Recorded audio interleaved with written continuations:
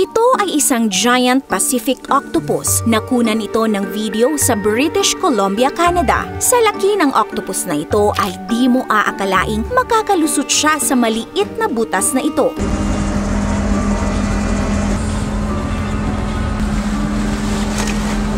Ang isang ito naman ay tinutulungan ng mga tao na makabalik sa dagat. Kung dito siguro sa atin ito, malamang kalamares ang kahantungan nito.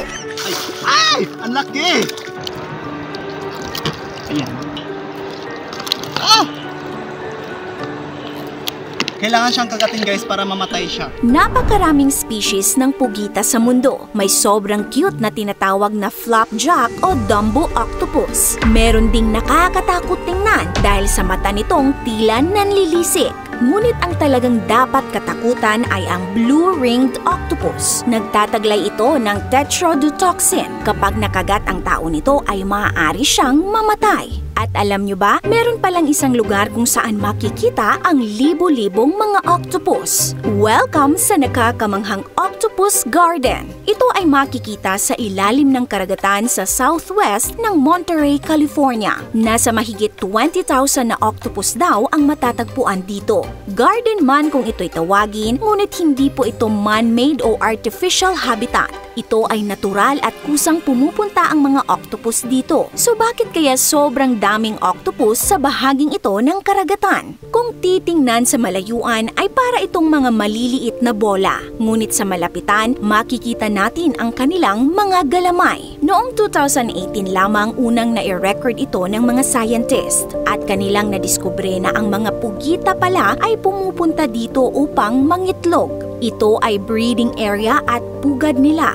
Ang mga babaeng octopus ay nakatihaya upang ma-incubate at para na rin maprotektahan ang kanilang mga itlog sa mga predators. Ang behavior na ito ay tinatawag na brooding. Ang mga pugitang ito ay tinatawag na Moose Octopus robustus, also known as pearl octopus. Maliliit lamang ang mga ito na nasa 4 to 6 inches lamang ang laki. Na-excite at namangha sila sa kanilang nakita dahil ito daw ang unang pagkakataon na nasaksihan nila na sobrang daming octopus ang makikita sa isang lugar. Maaaring nasa mahigit 20,000 ang dami ng pearl octopus na nangingitlog at naglilimlim dito. Yan ay ayon sa estimate ng mga researcher ng MBARI. So ano nga ba ang meron sa lugar na ito? Bakit dito nangingitlog ang libo-libong pearl octopus? 3 taon na pinag-aralan ng Monterey Bay Aquarium Research Institute ang Octopus Garden. Napag-alaman nila na kaya pala sa mga siwang ng mga bato nagpupugad ang mga pearl octopus ay dahil meron pala ditong lumalabas na mga hydrothermal spring o hot spring. Mainit-init na tubig na sumisingaw galing sa ilalim.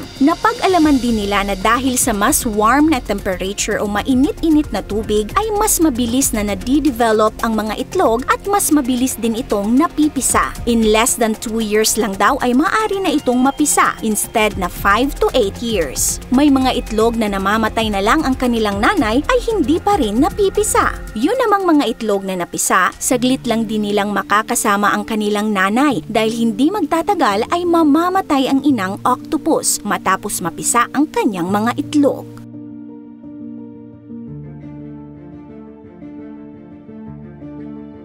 Kung nagustuhan niyo po ang content natin ngayon, mag-comment ng big yes. This is Ratio from Our Republic. Stay awesome!